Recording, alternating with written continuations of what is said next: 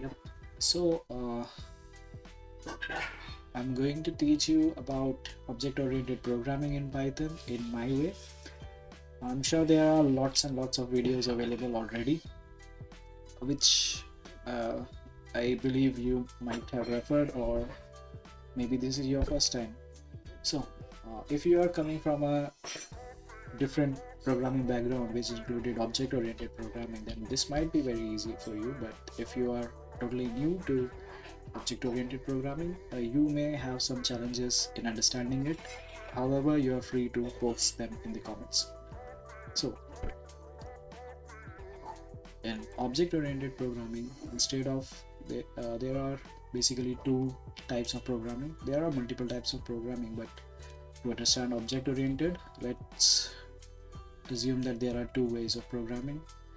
First one is the traditional way, which includes procedural, like you write one line, then your second line gets executed, then third line, then fourth line, so on.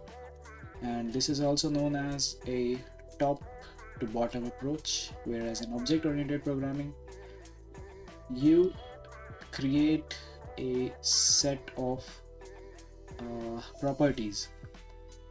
For example, object oriented programming is very much close to the real world scenarios.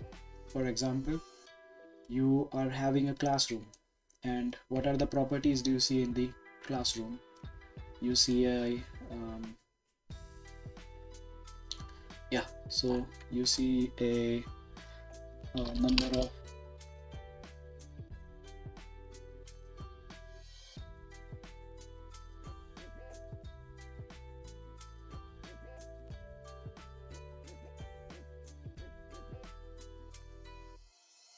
then you see number of students, then you see the class for which grade that particular class is dedicated to. So these are the properties of a class. So based on this class, you can create an object of this class which will have all these properties, and this also going to be having some functions. For example, teach, right? So this is all about the introduction. Let's get to the coding part. Let me open my VS Code editor here. Oops.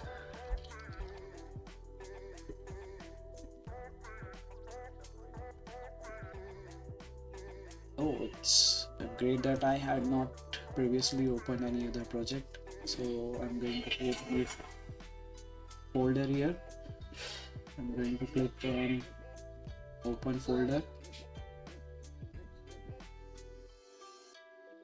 code, and let me go to Python and create a new folder, call it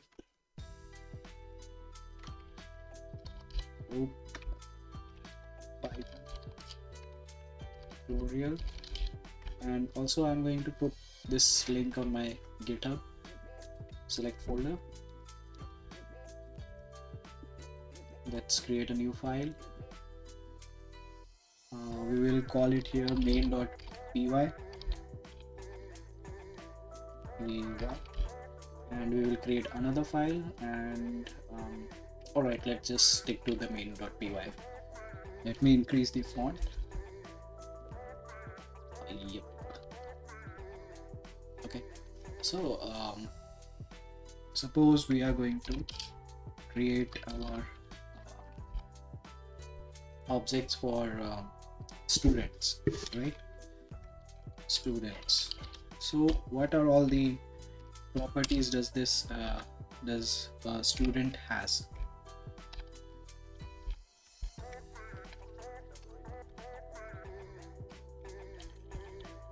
Yep, that's nice.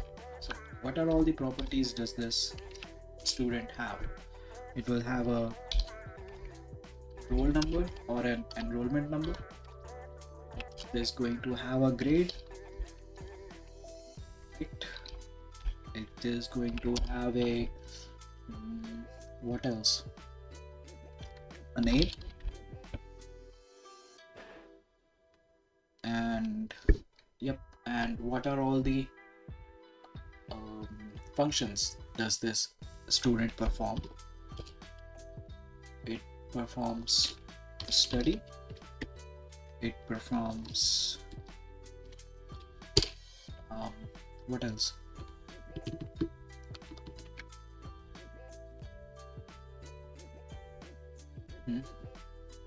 Examinations,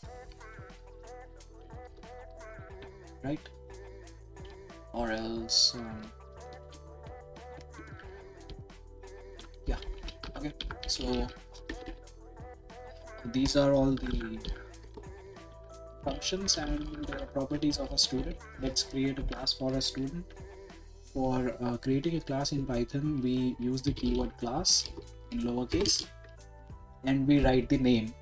And the convention for writing the class name is that you should use the camel case and the first letter should be capital. For example, this. Now, every class in Python, there is a concept in object-oriented programming called inheritance. Inheritance means there is a class which is called base class, which is going to have some properties and functions, and there could be some derived classes based on these base class. So these derived classes inherit the functions and properties of the base class. That's it. That's about inheritance. So in Python, every class, unless not specified, inherits from the object class, checked class, and we do not need to specify it, so we can leave it as it is. And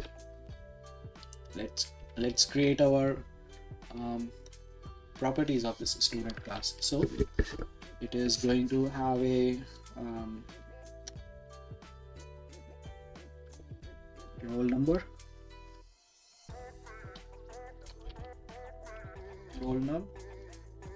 and it will be of type string. Oh, it should be of type integer. Yeah, integer seems better choice. Then it's going to have a grade, and grade should also be an integer. Then it is going to have a name should be an string. Then it is going to have two properties. First one is study, and while creating the methods in class, we should pass an object denoting this particular class, which is self. I know it is very complicated if you are not familiar with it, and if you are coming from any other object-oriented background, for example Java.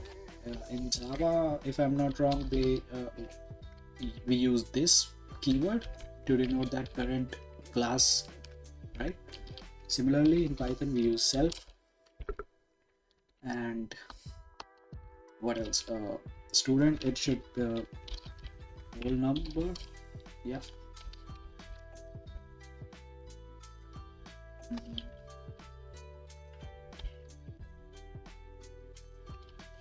Here's a study. Let's pass a boolean here. Anyway, we are going to implement it later. So let's create it and leave it study, and then there is examination.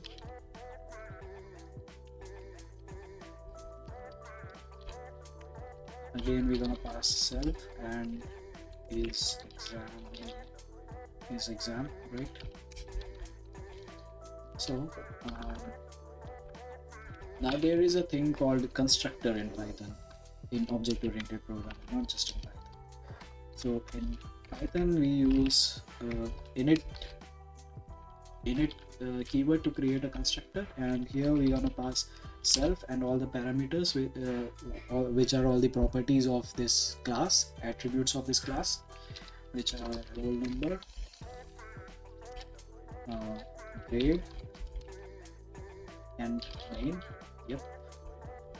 So the constructor is used to as the name suggests, it used to construct the object of the class. So by creating the object of this class student, suppose we are creating student 1. That student 1 is going to have a roll number, a grade, a name. So we pass that roll number, grade, a name here, and this init method, this constructor, assigns that roll number, grade, and name to that particular student, that particular object which we have created. That's it. And how do we assign these three attributes to that object? We're gonna call self dot roll number equals roll number.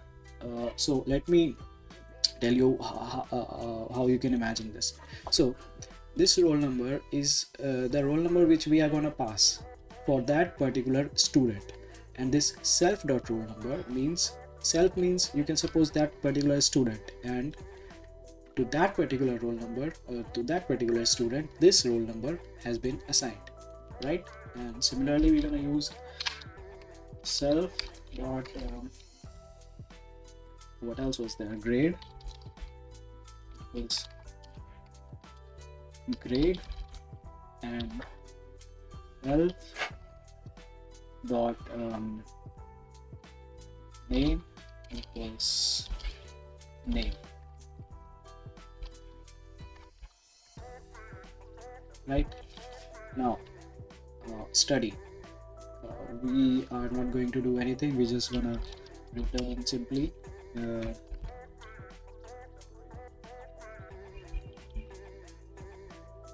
let's use the f string. Now how we are going to refer that particular student or that particular object which called this method? We're gonna use self dot name is studying. Okay, let's have these two here. I mean these two attributes here. Oops, is study, and what else was there, is exam. So this is study and is exam is used to denote whether student is studying or whether exam is going on. Let's create two method for assigning these two variables, which we are called getter and setter. So to set these two variables, we are gonna create their set methods. So let's create set study, right? And we're gonna pass self, and then we're gonna pass is study, which is going to be a boolean value, right? And it simply is going to set this as self dot is study should be equal to is study, right? Which is a boolean value, right? And similarly we're gonna create the set exam method. Set exam is exam, and it is also a boolean, is exam, and let's change it here as well, is exam, right? All right, so this part is done. Now study, it shows the value of study, whether if it is true, let's have that logic here, study if is study, and we are not gonna pass is study here, also is exam. This simply will just show whether the student is studying or his exam is going on. Is study, which means if is study is true, then return self.name, that particular student is studying. Whoops, it should be self.study, yeah, right. Else it should return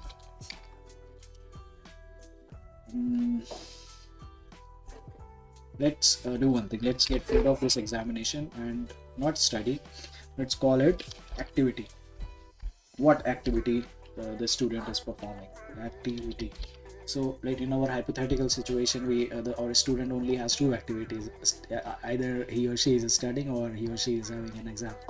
But in ideal world, this does not happen, right? So if else self dot name is having an examination, right? All right. So the class has been created. Now let's have a let's create an object for this class, right? So I'm gonna create my main method here with name.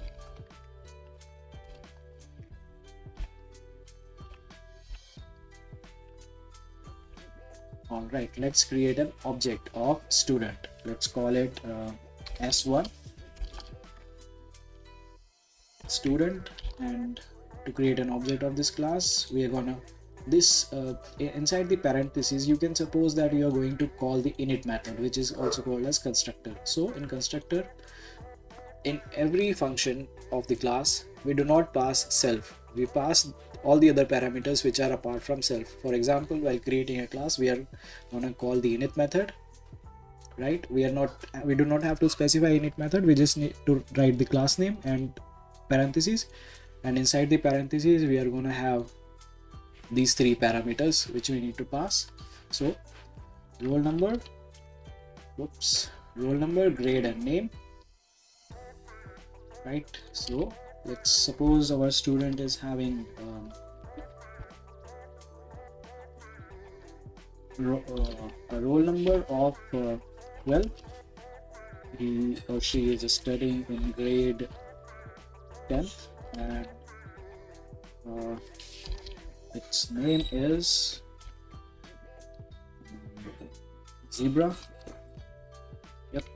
And our student is he is not studying. Set it to false. And our I made a mistake here, I think. Yep, set study, and it should be the study should be false. He is not studying right now. And his examination, yes, he is having an examination.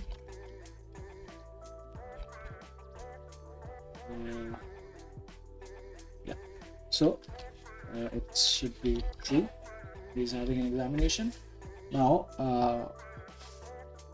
we need to see whether let's call the activity method, which will show what our student is doing.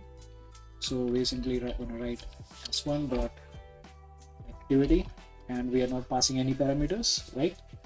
Now let's save it and let's run this.